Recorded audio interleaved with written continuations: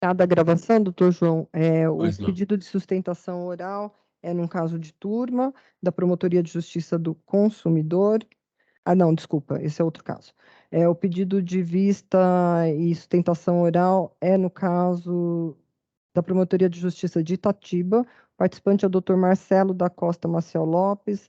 Parte interessada, Sendas Distribuidora S.A., Açaí Atacadista. O relator é o doutor Saad Maslum. Número MP 14 0304 0000 120/2022, dígito 1. Ou número SEI 29.0001 025 0593 2022, dígito 26. Obrigado, doutora Tatiana. Então, para a leitura do relatório, eu passo a palavra ao nobre conselheiro, doutor Saad Maslum. Por gentileza. Obrigado, senhor presidente. Trata-se de inquérito civil instaurado à vista de representação ofertada por Marcelo da Costa Maciel Lopes, dando conta que o supermercado Açaí adquiriu um terreno onde estaria realizando obras, injetando concreto no solo em área de preservação permanente, diante da existência de córrego submerso ou nascente. Inconformada, recorre à empresa investigada, alegando que o empreendimento está fora de área de preservação permanente, sendo certo que a área autuada não possui vegetação arbórea nativa passível de preservação, descaracterizando sua função ambiental. Argumenta também que o estacionamento é antigo e, por isso, a área é considerada como urbana, consolidada, o que afasta por completo o alegado dano ambiental. A decisão recorrida foi mantida e remetidos os autos a este colegiado. É o relatório. Muito obrigado, doutor Saad. Passo a palavra ao nobre advogado, doutor Marcelo Lopes, para apresentar a sua sustentação oral. Por gentileza, doutor Marcelo. Boa tarde, doutores e secretários de Justiça. Eu sou representante da ação, moro na cidade de Itatiba, e eu entendo, como sustentação, que o recurso da empresa Açaí deve ser rejeitado por tentar impedir a atuação do Ministério Público de Itatiba sobre a apuração de dano ambiental. Primeiro, trata-se de um inquérito civil e cujo é uma investigação administrativa a cargo do MP, ou seja, colhe sedimentos de convicção para uma propositura futura de uma ação civil pública. O recorrente ele tenta desvirtuar o papel do Ministério Público, fazendo com que haja o arquivamento do inquérito, sendo que não existe ainda ação. O inquérito é um conjunto que vai demonstrar, até mesmo porque essas provas que o próprio Ministério Público, que já estão caracterizadas, que ali é uma área de preservação, porque ela pertence, está muito próximo ao Ribeirão Jacaré, isso o próprio Código Florestal previa espaçamentos, delimitações mínimas para uma construção. A gente está vivendo épocas de enchente e, se sonegarmos o Código Florestal e a própria legislação ambiental, o risco do patrimônio do Açaí pode sofrer enchentes, ele próprio pode ser a vítima do que ele está tentando fazer.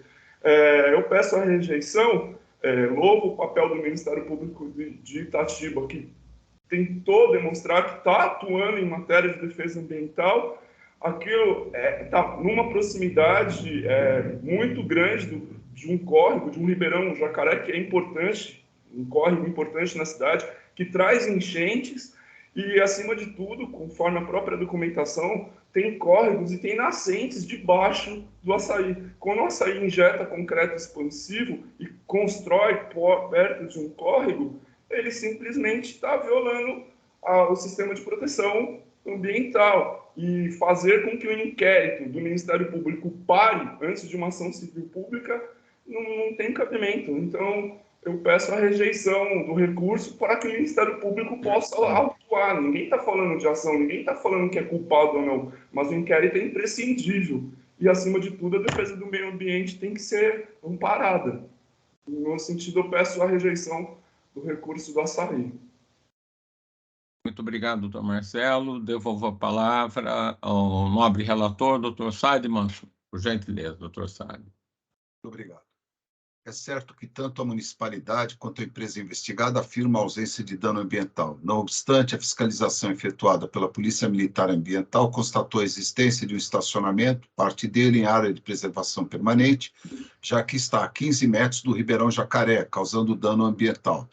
Merece destaque também o quanto pontuado pela digna promotora de justiça, a doutora Ana Paula Ribeiro, no sentido de que a municipalidade, ciente da irregularidade, aprovou recente lei municipal exatamente para tentar regularizar áreas como a destes autos, o que também deu início a novo procedimento perante a Promotoria de Justiça para se declarar a inconstitucionalidade da lei municipal frente às leis estadual e federal, retrocesso ambiental.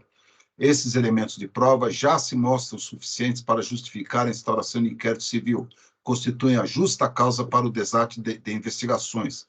Seguramente a recorrente, empresa bem instalada, antiga, acredita-se, é uma das maiores interessadas em não causar danos ao meio ambiente.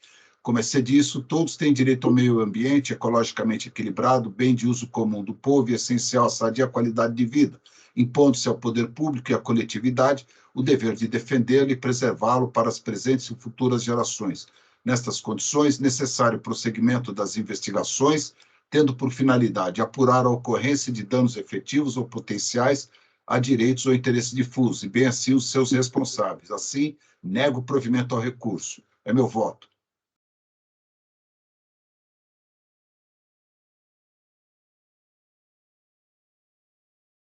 Sem som, doutor João.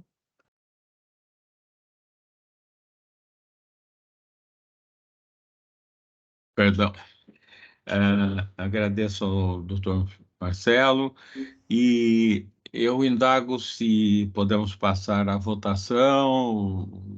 Então, inicialmente, doutor Marco Antônio Ferreira Lima. Senhor presidente, saudando Vossa Excelência mais uma vez, acompanho o voto do relator. Muito obrigado. Doutor Antônio Carlos da Ponte. Eu acompanho o excelente voto do doutor Saad Maslu. Acompanho o relator, senhor presidente. Muito obrigado, doutor Antônio Carlos. Doutor Jurandir Norberto Marsura. Por gentileza. Som, doutor Jurandir.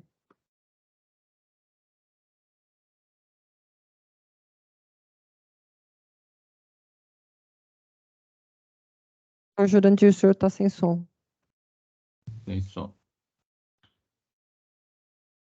Doutor João, acho que o senhor me pulou, hein, na votação. É isso que eu estava tentando dizer. Acho que o primeiro é o doutor Calil, pela ordem Opa! de votação aqui. Perdão, doutor Calil.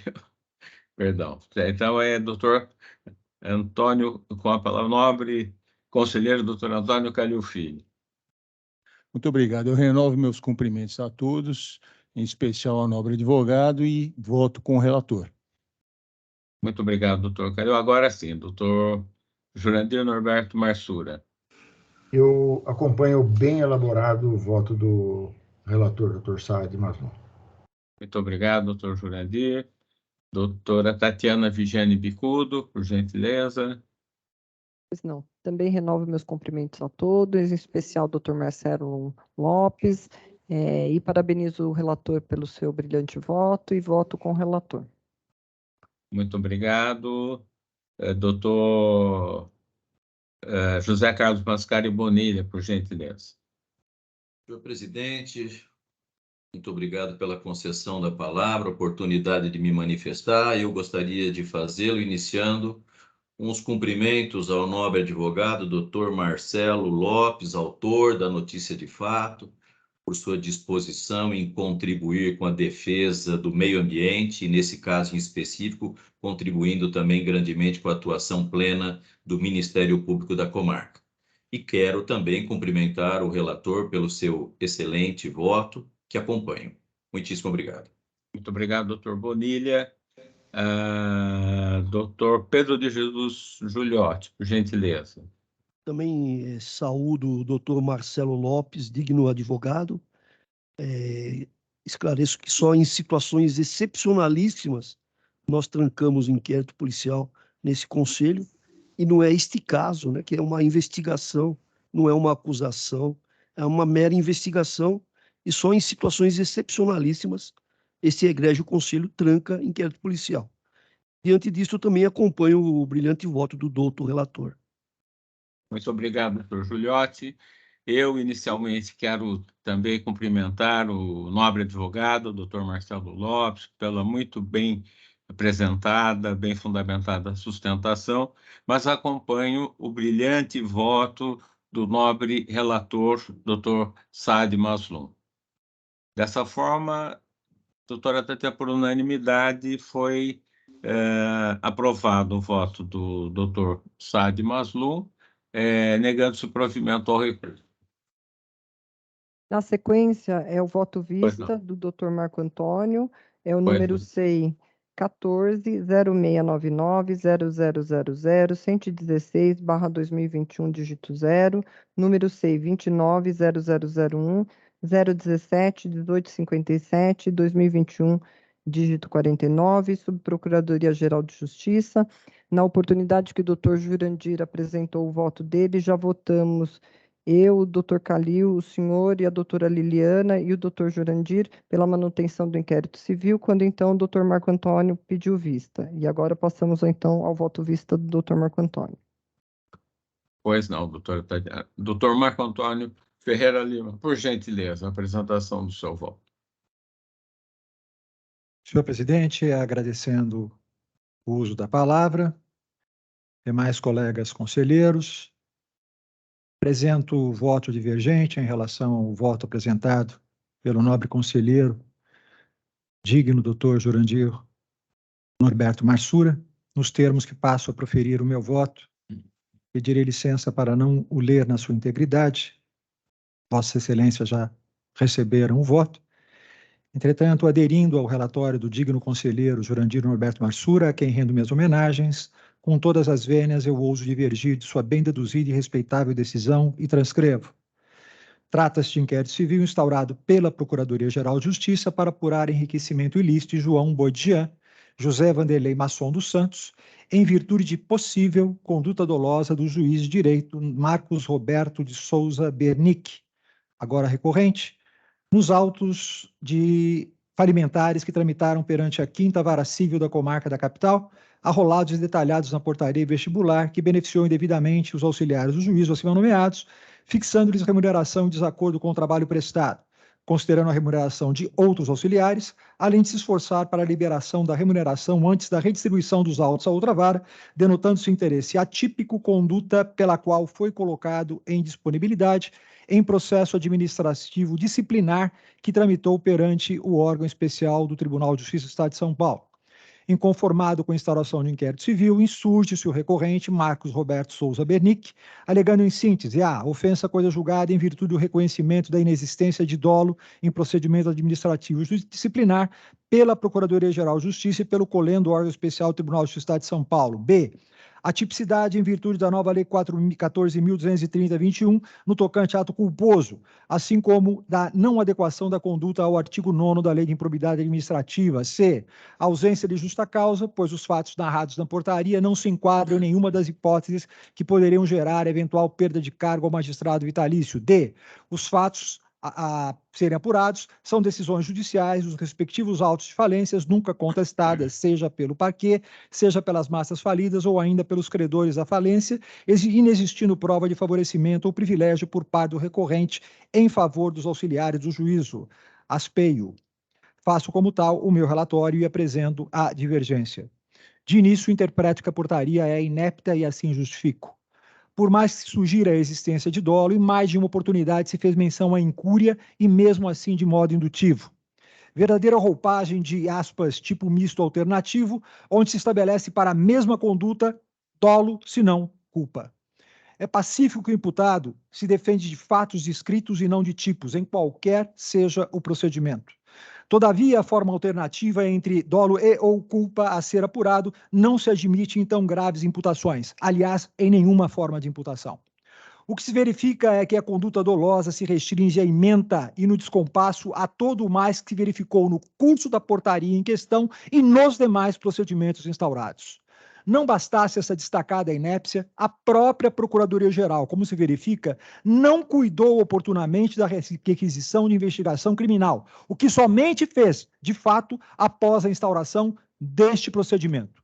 Entendo ou mais que a matéria de fato analisada no PAD, que tramitou perante o Tribunal de Justiça, é absolutamente a mesma matéria objeto do presente inquérito civil, ou seja, exercício da função de juiz de direito em processo de falência, sendo que os fatos a serem apurados são essencialmente de natureza jurisdicional, revelando-se desde o início a ausência de justa causa para instauração de inquérito civil.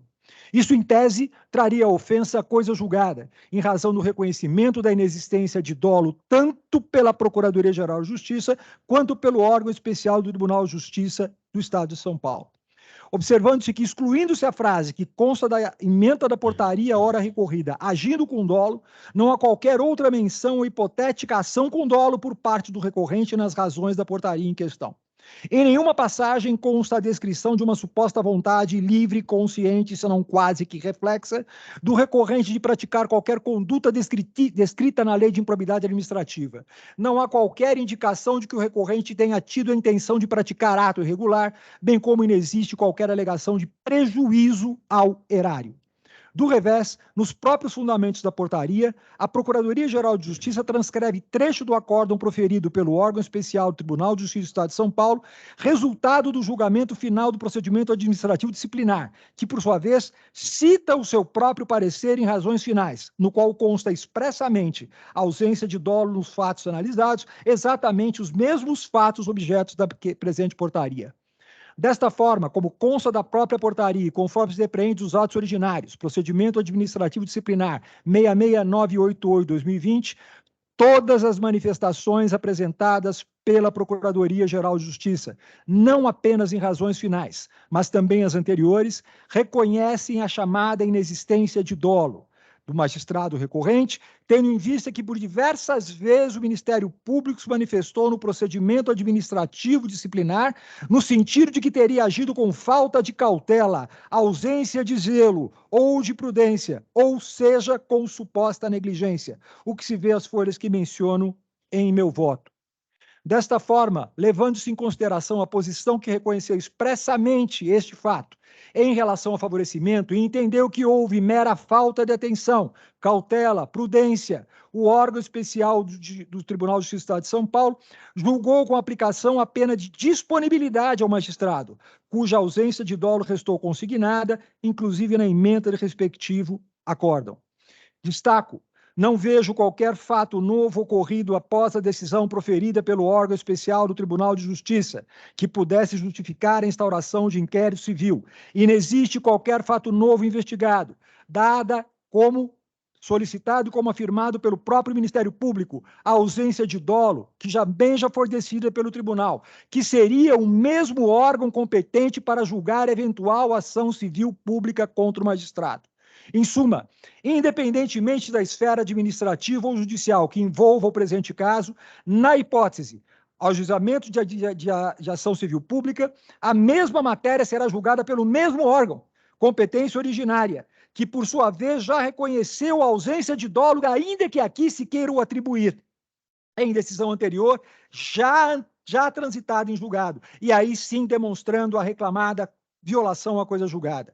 O objeto constante da ementa da portaria que menciona dolo, fato inexistente, já configurado ao longo da instrução pelo procedimento administrativo disciplinar, reconhecido pelo Procurador-Geral de Justiça, sacramentado o respectivo julgamento pelo órgão especial do Tribunal de Justiça do Estado de São Paulo.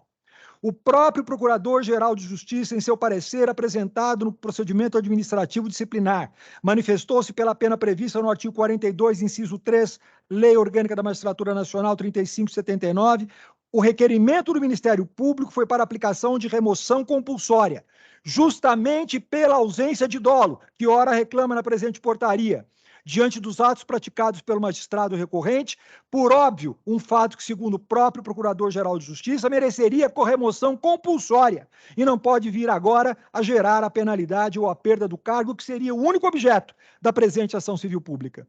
Outro fato a ser observado é que os pagamentos mencionados foram em autos falimentares e nos quais havia atuação do Ministério Público que a eles não se opôs, que não interpôs nenhum recurso e não se manifestou em relação à regularidade ou à falta de lisura em relação àqueles pagamentos. Nada obstante, a conduta imputada consistiria em ato de colaboração para o enriquecimento ilícito aos auxiliares do juízo, ou seja, teoricamente, teria concorrido para o enriquecimento ilícito de terceiros. Nada além dessa genérica imputação. Não se aponta dano ao erário. Não há dinheiro público envolvido. O que há são valores pagos pelas massas falidas envolvidas na questão há mais de 10 anos, as quais jamais se insurgiram contra os honorários dos auxiliares do juízo. Nesse sentido, quem teria legitimidade para propor eventual ação de ressarcimento, se não os administradores judiciais de cada qual dessas massas falidas, se não todo e qualquer dos seus credores, que por qualquer razão tivessem se sentido prejudicadas, o que não ocorreu, considerando-se que os processos alimentares mantiveram seu curso normal, sem qualquer intercorrência, sem ação revocatória, que, por sinal, prescreveria em 3 anos nos termos do artigo 130 e seguintes à Lei 11.101, de 9 de fevereiro de 2005. Ademais, a Lei Orgânica da Magistratura Nacional não prevê a perda do cargo ou cassação de aposentadoria de magistrados como pena de vinda de uma ação de improbidade administrativa. Como se depreende da leitura do artigo 26 da LOMAN, os fatos narrados na portaria não se enquadram absolutamente em nenhuma das hipóteses que poderiam gerar uma eventual perda de cargo ao magistrado vitalício. A magistratura nacional, por força de expressa disposição constitucional, é regulada única e exclusivamente por sua lei orgânica e, na falta dela, pelas disposições emanadas pelo Conselho Nacional de Justiça, emenda constitucional 45 de 2004.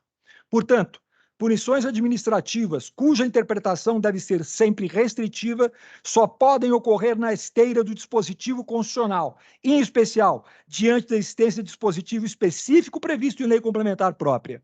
Não cabe ao legislador ordinário impor sanções de natureza disciplinar a membros da magistratura brasileira. Por esse motivo, só há que se falar em improbidade administrativa do magistrado quando tal situação implicar em violação expressa da lei orgânica da magistratura nacional, o que, por certo, não se vê em nenhum momento declarado na portaria ou em qualquer dado apresentado nos presentes autos. Em momento algum, a portaria imputa a prática de conduta prevista na LOMAN que pudesse ensejar perda do cargo. Tal situação demonstra claramente a falta de fundamento legal, justa causa, para a abertura da investigação de um ato de improbidade praticado por membro da magistratura no exercício das suas funções, faltando, portanto, insisto, justa causa para a instauração do inquérito civil ora impugnado. E com todas as vênias, a portaria também não se sustenta. Todos os fatos que se pretende apurar são decisões judiciais devidamente publicadas no Diário Oficial, matéria exclusivamente jurisdicional, cujos despachos, decisões proferidos foram oportunamente apreciadas pelo Ministério Público nos respectivos autos de falência em questão, nunca contestadas, seja pelo próprio Ministério Público, seja pelos credores, pelas partes envolvidas nas massas falidas, ou ainda por qualquer daqueles que estivessem envolvidos nas falências mencionadas. Não vislumbro indícios de favorecimento ou privilégio por parte do recorrente em favor dos auxiliares em juízo. Todos os valores estipulados constaram em cálculos homologados, nunca foram recorridos e nunca foram impugnados. Não há qualquer prova de que tenha havido qualquer prejuízo às massas falidas, diga-se, efetivo interessado em questionar se esses valores estavam fora ou não dos parâmetros que deveriam estar questionados. Destaca-se que uma dessas remunerações foi atribuída e determinada pelo próprio Tribunal de Justiça do Estado de São Paulo. Portanto, se houvesse dolo, esse dolo seria um dolo concorrente em quem não se manifestou em relação à homologação desses cálculos, ou então em quem o determinou em recurso ou em grau superior do próprio Tribunal de Justiça, cuja legitimidade veio-se questionar. Cito que o inquérito civil, como mencionado aqui, inclusive hoje, somente pode ser trancado em hipóteses especialíssimas, como tem se entendido esse colegiado. E aqui me parece que é uma das hipóteses. Não nego que os fatos descritos e linhados na portaria são graves. A única forma passível para sua apuração seria o inquérito civil, acaso não houvesse já sido apuração e objeto e indicarem dano direto ou indireto ao erário. Não se estabelece culpa, permite contraditório, ainda que diferido ou impróprio, e que se mostre devidamente pautado de um procedimento mais de um aqui pautado. O Ministério Público é legítimo e constitucionalmente parte com relação a isso, não vejo como se discutir o recurso apresentado. Entretanto, os fatos investigados não me parecem determinados. Os fatos apresentados me parecem apresentados de forma genérica em relação à improbidade administrativa, de uma forma mista alternativa, que ora se menciona dolo, ora se menciona culpa, ora se menciona como aqui mencionado, culpa grave ou culpa gravíssima, figura que não se reconhece na existência do nosso direito, só faltou se falar aqui em dolo eventual. Em suma, senhores conselheiros, com todas as vênias possíveis, o que verifico é que esse inquérito civil estaria se pautando a um único ato, a demissão do magistrado. A demissão somente é possível com sentença penal condenatória transitada em julgado. Considerando-se que a Procuradoria-Geral de Justiça já requisitou o procedimento para apurar eventual conduta criminosa praticada pelo magistrado, não haveria como, em sede de inquérito civil, se estabelecer uma ação civil buscando a pena de demissão, quando o mesmo órgão, que é o órgão de competência originária, pode decidir de forma diversa, aliás, como decidiu de forma diversa quanto à punição bem mais amena sugerida pela Procuradoria-Geral de Justiça e que não foi acatada pelo tribunal que aplicou uma pena mais grave. Dessa maneira, de forma excepcional, e aqui insisto, meu voto é pelo reconhecimento da inépcia da portaria inaugural e, se não atendido isto, pelo trancamento do presente inquérito civil, é como voto, senhor presidente, agradecendo o uso da palavra. Muito obrigado, doutor Marco Antônio Ferreira Lima, a quem, desde logo, cumprimento pelo excelente voto. Passaremos a continuar a votação, não, doutora Tatiana? Sim, doutor A João. colheita dos votos. Faltam, senhor, votar. Faltam, pela ordem aqui da reunião, faltam votar o doutor Ponte, Tá. o doutor Bonilha, o doutor Saad e o doutor Giuliotti. Pois não. Então, passo a palavra ao doutor Antônio Carlos da Ponte para a emissão do seu voto. Por gentileza, doutor Antônio Carlos. Senhor presidente, eu vou pedir vênia ao eminente relator, doutor Jurandir Norberto Marsura, mas irei acompanhar o voto do doutor Marco Antônio Ferreira Lima, que, em meu sentir, exauriu a matéria. Quero esclarecer inicialmente que a portaria relacionada a esse inquérito civil é manifestamente inepta.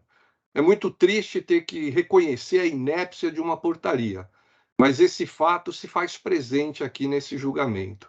A portaria, ela descreve conduta culposa e, ao final, ela acaba imputando um ato doloso. E é evidente que o Conselho Superior ele não pode silenciar diante de uma situação como essa. Então, lamentavelmente, me parece que a inépcia da portaria ela inviabiliza o prosseguimento do inquérito civil. Mas não apenas em razão disso, esse inquérito civil está fadado ao insucesso. Está patente também a ausência de justa causa. Como foi bem lembrado pelo eminente conselheiro Marco Antônio Ferreira Lima, nós não podemos esquecer que no procedimento administrativo disciplinar, que foi movido em face do magistrado, que trata dos mesmos fatos, o Ministério Público, por intermédio da Procuradoria-Geral, requereu a remoção compulsória. E o Tribunal de Justiça entendeu por bem adotar uma sanção administrativa mais grave, consistente na disponibilidade. Me parece estranho requerer remoção compulsória em um caso e, em razão dos mesmos fatos, mais adiante instaurar um inquérito civil. Mas há um segundo fundamento que me parece absolutamente intransponível no que se refere à ausência de justa causa. E esse segundo fundamento é a Lei Orgânica da Magistratura. É somente a Lei Orgânica da Magistratura que estabelece expressamente as hipóteses em que um magistrado ele pode perder o cargo. E essa situação ela não se encontra descrita. Há um terceiro fundamento ainda que não pode fugir à atenção deste colegiado, não é? Nós estamos falando de atos de natureza jurisdicional, onde houve intervenção regular do Ministério Público e os colegas que atuaram no feito não solicitaram a adoção de providência alguma em relação às autorizações que foram levadas adiante. Então, esse quadro, ele me leva à conclusão, em primeiro lugar, que deve ser reconhecida a inépcia da portaria. E ainda que essa matéria venha a ser suplantada, a ausência de justa causa, ela traz como consequência a necessidade também de arquivamento dos autos de inquérito civil. É correta a posição do eminente conselheiro Marco Antônio. Nós só devemos arquivar casos excepcionais. E esse, sem dúvida alguma, é um caso excepcional. E nesse mandato que eu me encontro no Conselho, e somo a isso os 2 outros anos em que fui conselheiro, em 2010 e 2011, é a primeira vez que observo uma portaria inepta. E sou obrigado a reconhecer a inépcia da inicial. Então, é como voto, senhor presidente. Muito obrigado, doutor Antônio Carlos da Ponte. A seguir, com a palavra, o nobre conselheiro, doutor José Carlos Mascari Bonilha, para proferir seu voto. Senhor presidente, agradeço pela concessão da palavra e peço vênia ao nobre relator, doutor Jurandir Norberto Marsura, mas quero também aqui acompanhar o impecável, brilhante mesmo, no meu sentir, voto apresentado pelo conselheiro Marco Antônio Ferreira Lima, que fez uma profunda análise, apreciando todos os aspectos jurídicos que incidem neste caso. Não se poderia, após ter ouvido o voto divergente e as complementações apresentadas pelo ilustre conselheiro Antônio Carlos da Ponte, não se poderia adicionar absolutamente mais nada, porque, no meu sentir, foram exaurientes, abordaram a questão com muita propriedade, fundamento e pertinência. Eu também destaco aqui, apenas para consignar o fundamento do meu voto, que reconheci com tristeza a inépcia da portaria inicial. Isso já seria o suficiente para não permitir a continuidade desse inquérito civil.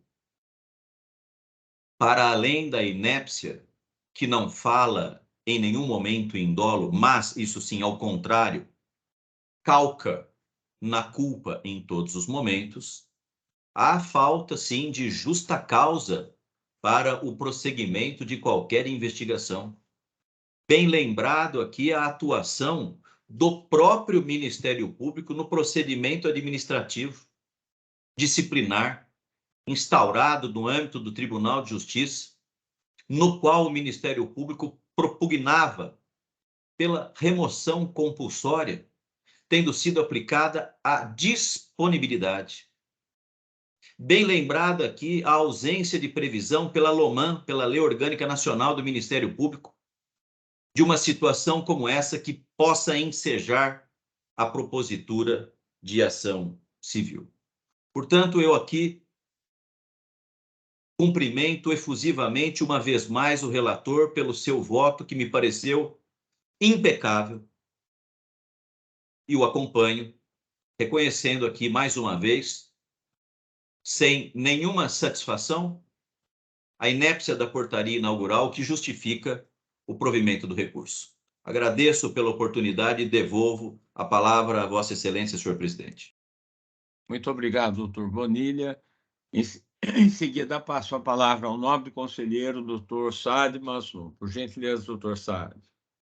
Senhor presidente, prezados colegas, realmente esse é um daqueles casos em que há uma situação especialíssima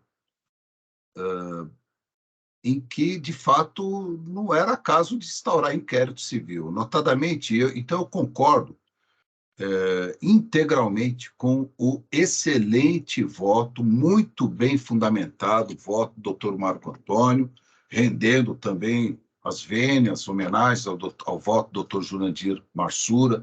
Todavia, os fundamentos elencados pelo Dr. Marco Antônio realmente esgotam a matéria.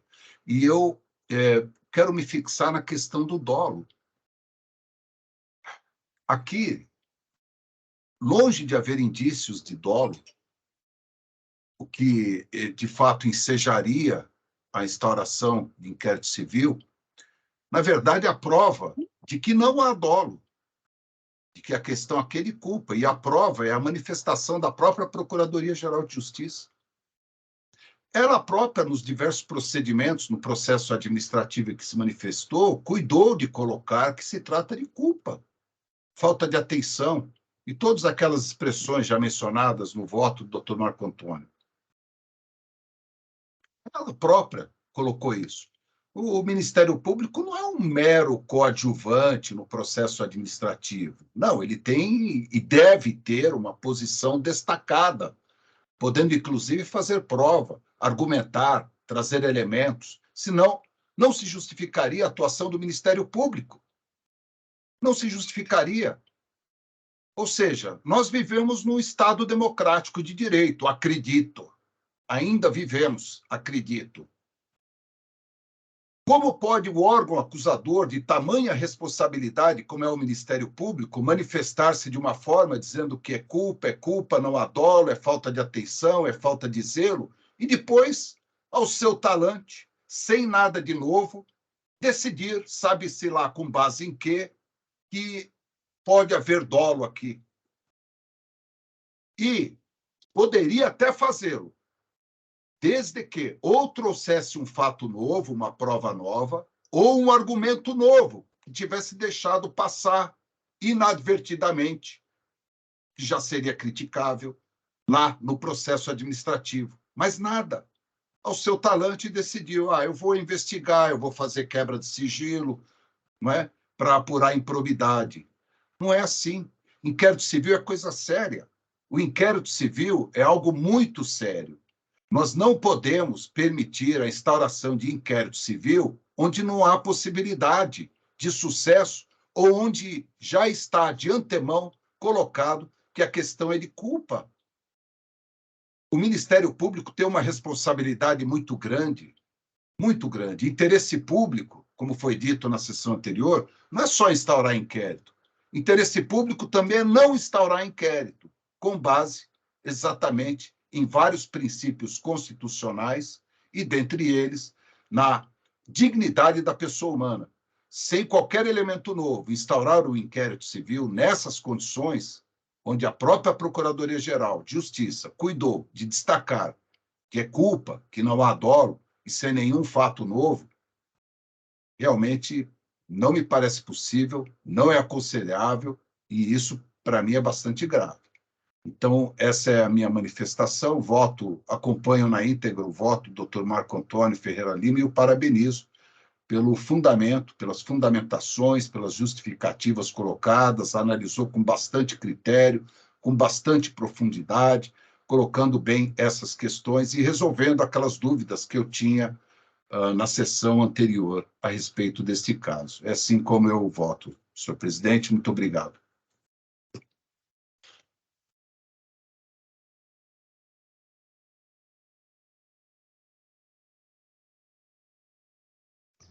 Doutor João, som. Sem som, doutor João.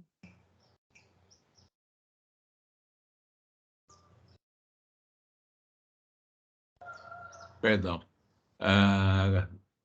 Agradeço ao doutor Saad Maslum e, em seguida, passo a palavra ao nobre conselheiro, doutor Pedro de Jesus Juliotti, para seu voto. Por gentileza, doutor Juliotti. Obrigado, senhor presidente. Peço vênia ao doutor Marsura para divergir, né? Mas a portaria é manifestamente inepta.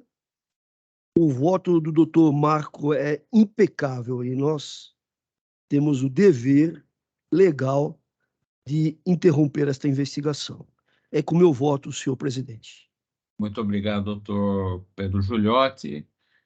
Doutora Tatiana, me parece que a votação se encerrou agora, não? Sim, E qual o resultado? houve empate 5-5. Pelo prosseguimento das investigações, o voto do relator, doutor Jurandir, o meu voto, o seu voto, doutor João, doutor Calil, e da doutora Liliana Mercadante Mortari, que ficou na sessão onde se iniciou o julgamento. Votos contrários pelo deferimento do recurso e, portanto, cessação do inquérito civil, temos o doutor Marco Antônio, doutor Ponte, doutor Bonilha, doutor Sade, doutor Giuliotti. Então, nesse caso, eu apresentarei o voto de qualidade e o voto de desempate, não é isso? Doutor Marco Antônio Ferreira Lima, por gentileza. Senhor presidente, com todo respeito e pela uma questão de ordem, Pois não. este colegiado decidiu anteriormente, quando o doutor Pedro Franco de Campos estava substituindo o nosso digno corregedor-geral, no sentido de que, em caso de empate, inclusive com o que nós não concordamos, mas que foi deliberado pela maioria desse colegiado, predominaria em benefício do investigado.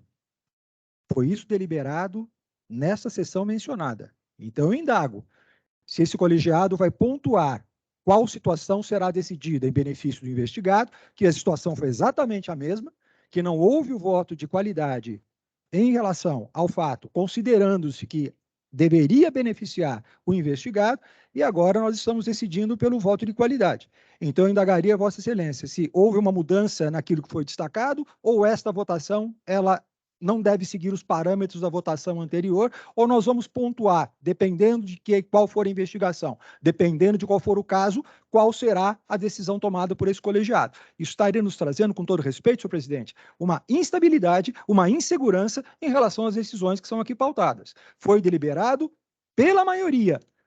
Não houve contrariedade por 5 votos, no sentido de que tal não poderia acontecer. Entretanto, o mesmo colegiado, esse mesmo colegiado que, por sua maioria, entendeu que não caberia voto de qualidade e que, neste caso, predominaria em benefício do investigado, agora está sendo deliberado de forma diversa. Então, eu indagaria a Vossa Excelência qual seria a posição a ser tomada para que, doravante, nós possamos ter uma segurança no sentido daquilo que deve ser adotado, senhor presidente, com devida vênia.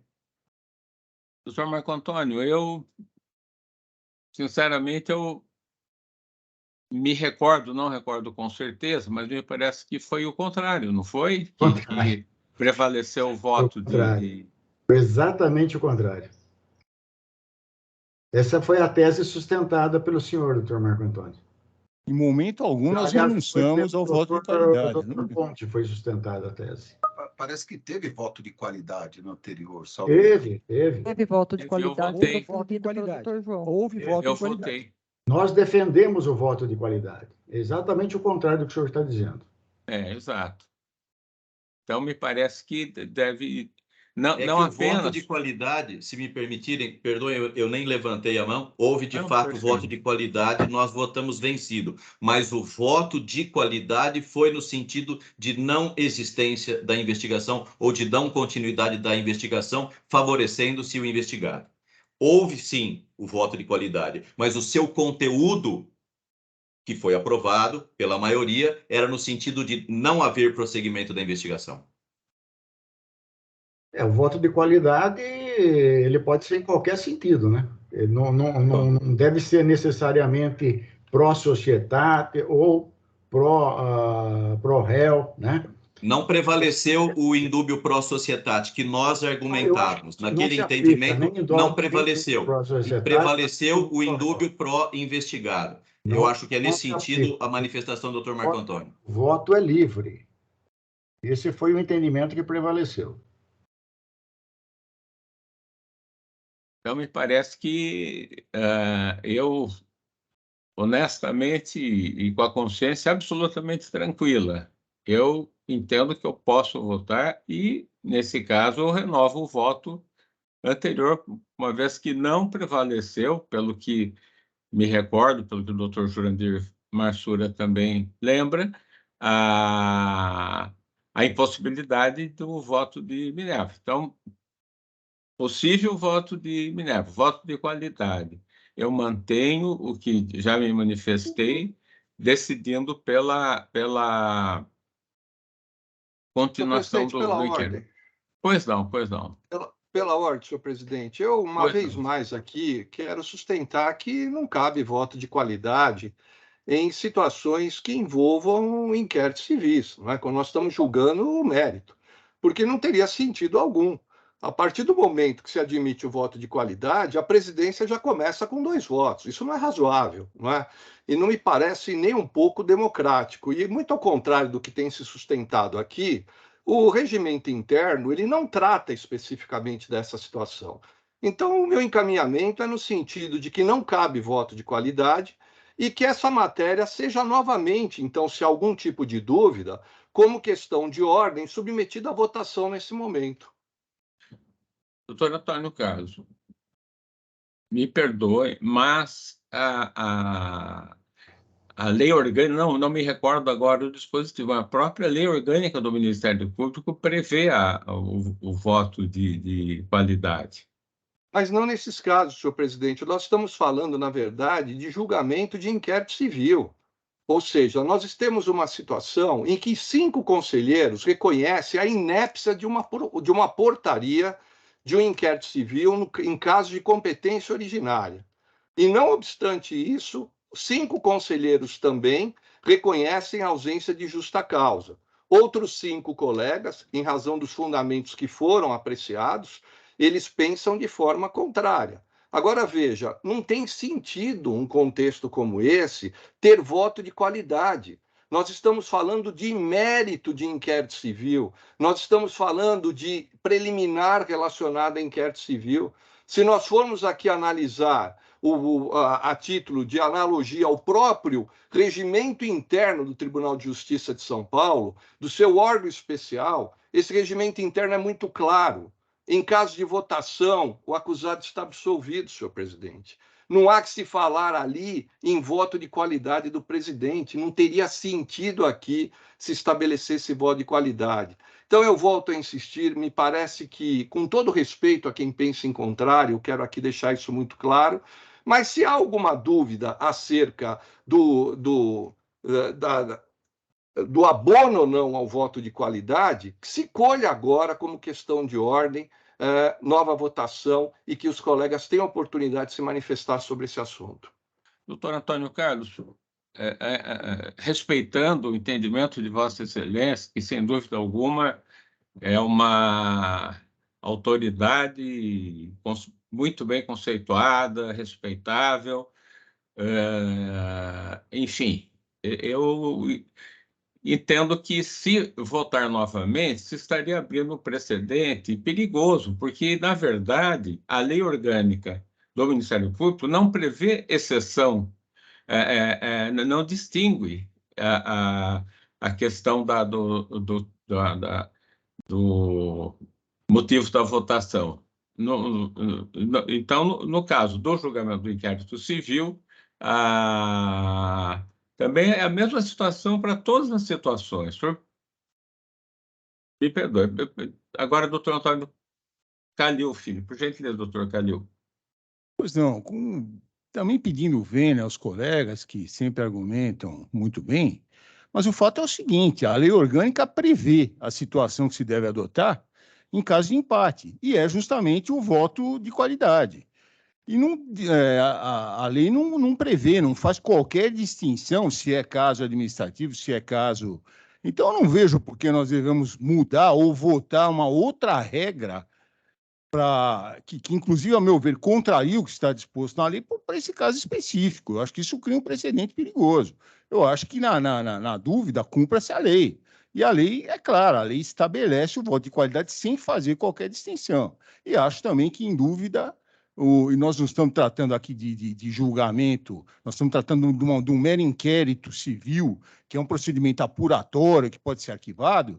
nós não estamos decidindo aqui o destino de ninguém de forma definitiva. Então, acredito que nessa situação tem que se aplicar o que prevê a lei, é o artigo 35, parágrafo 2º, que fala em voto de qualidade, sim, é previsto. E nós não renunciamos a isso na votação anterior, e nem poderia, a meu ver, com todo respeito. Então, entendo que a questão já está solucionada pela lei, cumpra-se a lei. Voto de qualidade, que já foi, inclusive, proferido pelo presidente. Então, é nesse sentido que eu me manifesto. Obrigado. Muito obrigado, doutor Antônio Calil Filho e doutor José Carlos Mascari Bonilha. Por gentileza, doutor Bonilha. Muito obrigado, senhor presidente. Essa questão não tem nenhum caráter ineditivo, se haverá ou não voto de qualidade, porque em sessões passadas esse tema já foi debatido aqui. Eu, salvo engano, Saad, Ponte, Giuliotti e Marco Antônio entendíamos e continuamos a entender que não cabe o voto de qualidade. Mas na vez passada se entendeu por maioria de votos que deveria haver voto de qualidade. Nós podemos novamente colocar esse tema para ser debatido hoje, mas acho que ninguém mudou de opinião. Os que entendiam que cabe voto de qualidade continuam a fazê-lo, e os que entendiam que não cabe voto de qualidade continuam a fazê-lo. Não haverá novidade. O que eu penso, entretanto, vai um pouco além disso. Não é nem se há ou não o voto de qualidade, mas aqui apegado ao primado da segurança jurídica, é o seguinte: na vez passada, quando se entendeu por maioria de votos que deveria haver voto de qualidade, o voto de qualidade foi pela não continuidade da investigação.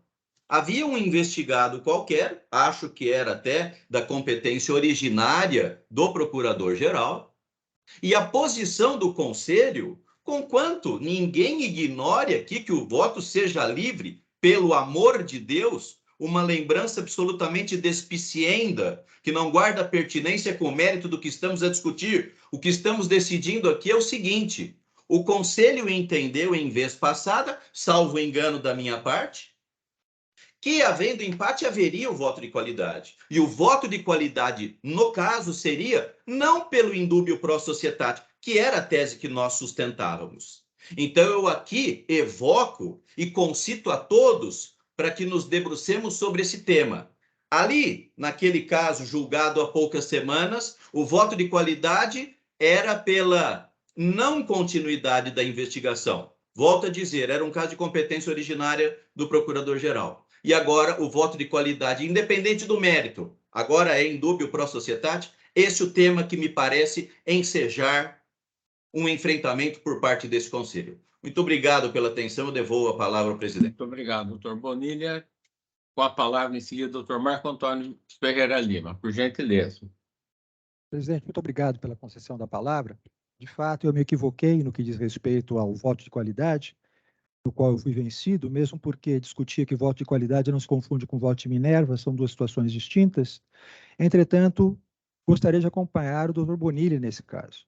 Não se trata de discutir o voto de qualidade ou não, como está sendo apresentado, mas sim aquilo que levou à aplicação do voto de qualidade. E isso trouxe um precedente. Isso gerou um precedente no sentido, independentemente de voto é voto e cada situação é uma situação, não me parece aqui que estejamos agindo com a devida coerência. Porque o que decidimos naquele momento? Que caberia o voto de qualidade? Sim, se decidiu por maioria que caberia o voto de qualidade. Entretanto, qual foi o teor desse voto de qualidade? No sentido de que se houvesse situação de empate, deveria predominar em benefício, eu ainda questionei até a expressão utilizada, o princípio processual do indúbio pro réu, que não se aplica em relação ao direito administrativo. E fui também vencido nessa colocação que fiz, entendendo que não se trata de matéria processual, se trata de matéria investigativa. E fomos vencidos também nesse sentido, conquanto se sustentou que, na dúvida, deveria predominar o arquivamento em relação ao investigado. Então, a indagação que eu faço exatamente é esta. Se o precedente em relação àquilo que foi decidido anteriormente mudou, ou se nós vamos utilizar da questão voto é voto e cada momento se decide de uma forma. Porque aqui não é voto de mérito. Aqui o voto é no seguinte sentido: a matéria foi de ordem objetiva. Na dúvida, prevalece em favor do investigado. Foi uma questão objetiva que foi votada, não foi uma questão de mérito. A dúvida prevalece em benefício do investigado, como bem pautou o doutor Bonilha. Foi isso que foi decidido por maioria desse colegiado. E agora nós estamos vendo exatamente o contrário. Nós estamos vendo o oposto, que na dúvida, então, prevalece, ou então, no empate, prevalece em favor do voto que for aplicado, do voto de Minerva, independentemente de qualquer situação.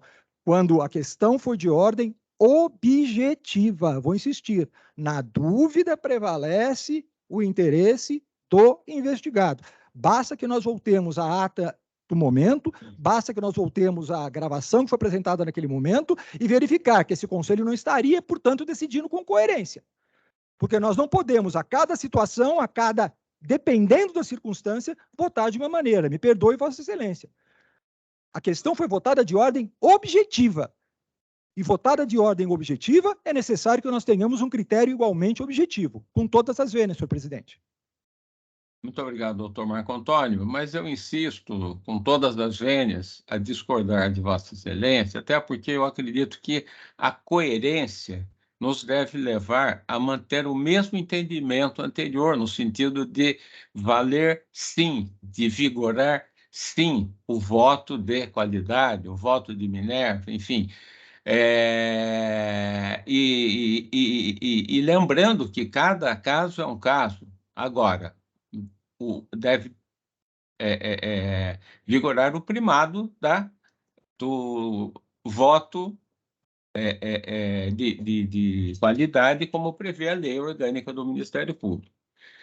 Passo a palavra ao doutor Jurandir Norberto Marsura. Por gentileza, doutor Jurandir. Obrigado, senhor presidente. Eu vou inicialmente pedir vênia para discordar do doutor Marco Antônio, e o doutor Bonilha também sustentou um ponto de vista semelhante. Vejam bem, eu estou aqui com o texto da Lei Orgânica do Ministério Público, na seção 3 aqui, que trata do Conselho Superior do Ministério Público. Então, o dispositivo está inserido aqui, o artigo 35, está inserido na seção que trata do Conselho Superior do Ministério Público. O artigo 35, caput, fala: o Conselho Superior do Ministério Público reunir-se-á ordinariamente uma vez por semana, em dia previamente estabelecido, e extraordinariamente quando convocado por seu presidente ou por proposta de pelo menos 4 de seus membros. Parágrafo 1º, das reuniões será lavrada ata circunstanciada na forma regimental.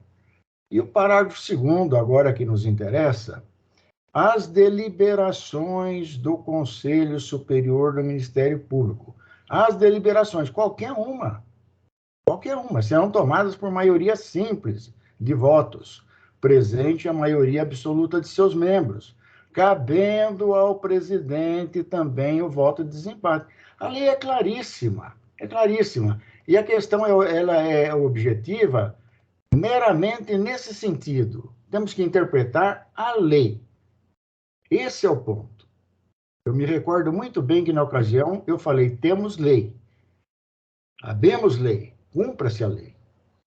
E esse é o meu posicionamento, que agora eu reitero. Perfeito, doutor Jurandir. Eu também pedi a palavra apenas. Se a lei realmente estivesse errada, ou se há alguma coisa errada, então que se mude a lei. Mas, enquanto persistir a lei, nós temos a obrigação, como Ministério Público, de respeitar a lei e de fazer o que ela determina, gostemos ou não de seu teor, como acontece com tantos temas, tantos assuntos que assomam em nosso dia a dia, em nossa vida funcional, nossa vida jurídica. Então, me parece que é questão de respeitar a lei, e que é muito clara, como o doutor Jurandir Marsura acabou de ler. Não há ressalva, existe aquele princípio que onde a lei não distingue, eu não me lembro a complemento, O intérprete não é lícito fazer. Não é lícito fazer. Então, com todas as vênias, aos ilustres colegas, como eu já falei, doutor Antônio Carlos da Ponte, doutor José Carlos Bonilha, doutor Said Maslum, doutor Pedro Giuliotti, que são reconhecidamente juristas de escola, me parece que não há o que fazer de outra forma a não ser manter o meu voto de Minerva. Doutor Calil tinha pedido a palavra. Antes o doutor Tinha pedido a palavra, doutor João, mas o doutor Jurandir já falou que eu ia falar. Eu acho que critério objetivo é o cumprimento da lei. Então, que se cumpra a lei, é isso. Nós não podemos nem votar contra e invocar precedente que contraria o texto legal também não me parece possível. Então, é nesse sentido. Doutor Giuliotti, perdão, eu realmente tenho visto o doutor Calil havia manifestar interesse, então passo a palavra a Vossa Excelência, por gentileza. Obrigado, doutor João. Então, doutor João, é uma pergunta que eu faço para o doutor João, doutor Calil e doutor Jurandir.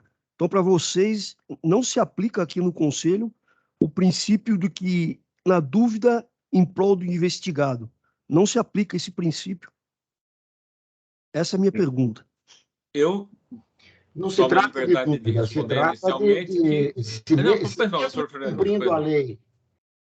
Desculpa. Não, pois não, doutor.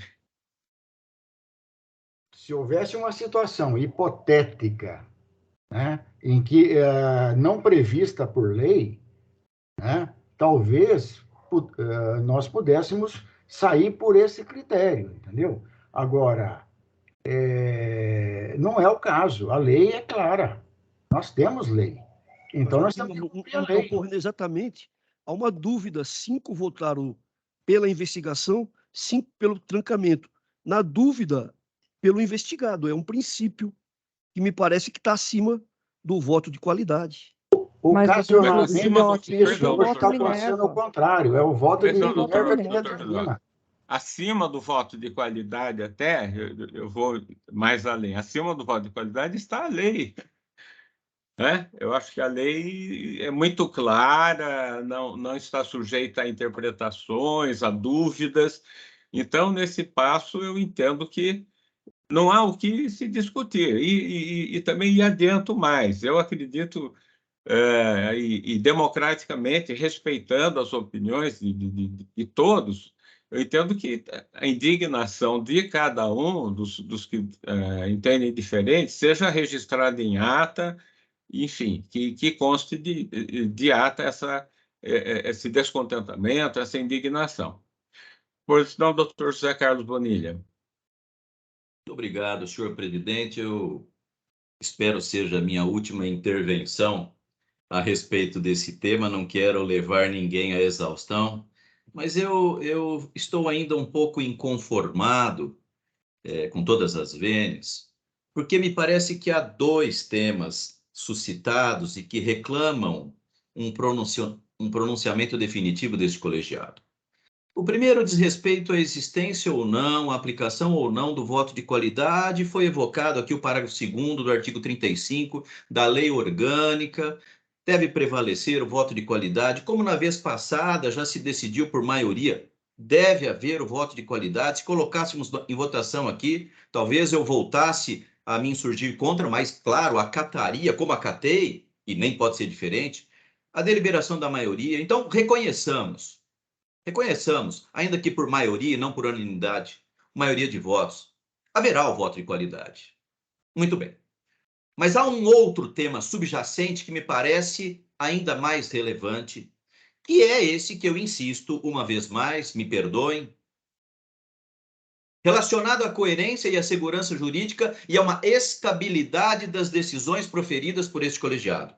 Porque na vez passada, quando se entendeu que deveria haver o voto de qualidade, o voto de qualidade foi no sentido de não existência de investigação. Discutimos até a incidência ou não do indúbio pró-societate e indúbio pró-réu.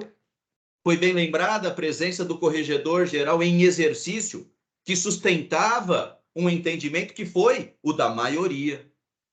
Mas agora, nesse caso, me parece, porque Vossa Excelência já antecipou até o voto de qualidade, mantendo o voto anterior, me parece agora, salvo engano da minha parte, que haverá uma alteração para a posição diametralmente oposta àquela que o Conselho deliberou por maioria na vez passada. Naquela ocasião se entendeu que o voto de qualidade era, no caso de empate, dá um voto de qualidade e não prevalece o indúbio pró societate. Vamos encerrar a investigação, porque o inquérito civil por si só já é uma mácula na vida de uma pessoa de bem, dito pelo corregedor geral em exercício. E agora a questão que se coloca e que é incômoda, pelo menos para mim, bastante incômoda, é a seguinte: agora temos um empate, haverá o voto de qualidade, mas agora o voto de qualidade no sentido indúbio pro réu, digamos assim. Só para facilitar a compreensão, as expressões não são de muita técnica para esse momento, mas só para facilitar a compreensão, já que essas expressões por si só, elas são bastante esclarecedoras, não precisam de nota de rodapé, digamos assim. Ficamos sabendo exatamente o que estamos querendo dizer, não é? Então, o que me deixa um pouco desconfortável, e eu gostaria agora de um posicionamento,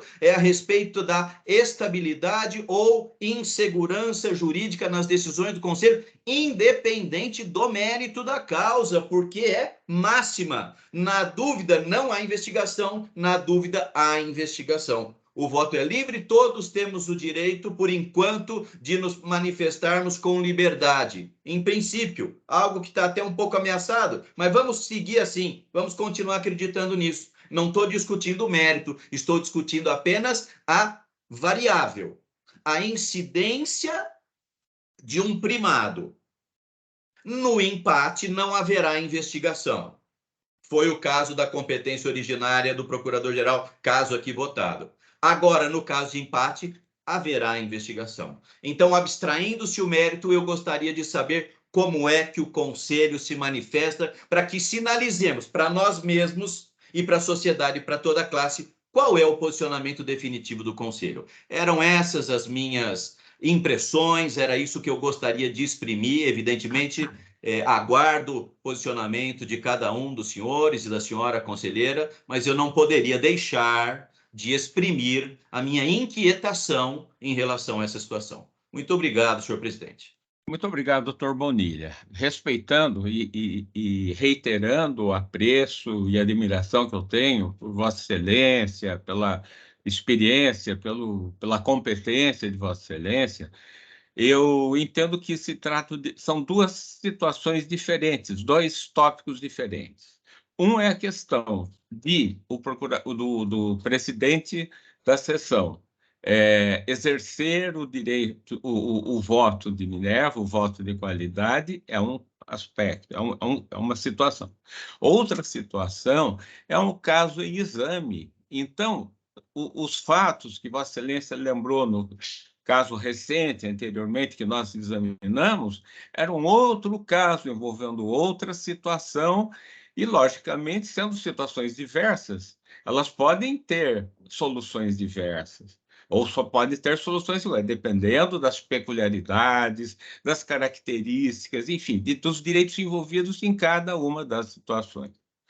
Mas agora passo a falar ao doutor Antônio Calil Filho, por gentileza, doutor Calil.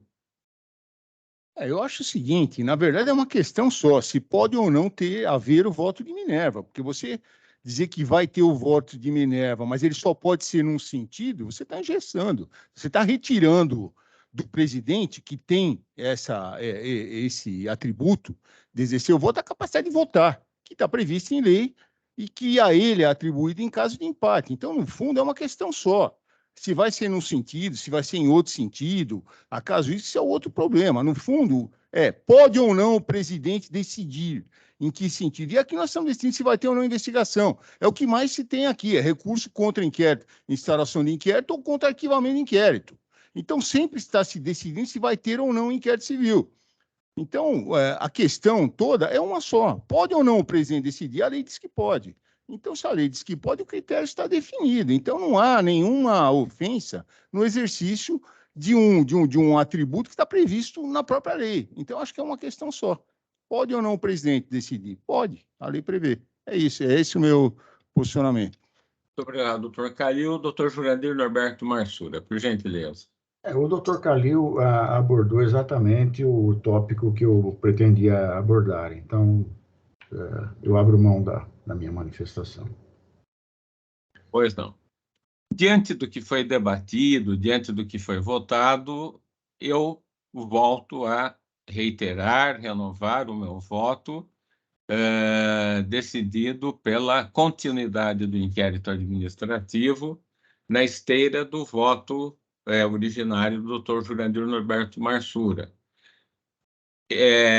Pontuando que as indignações de todos os nobres conselheiros que divergiram devem ser devidamente registradas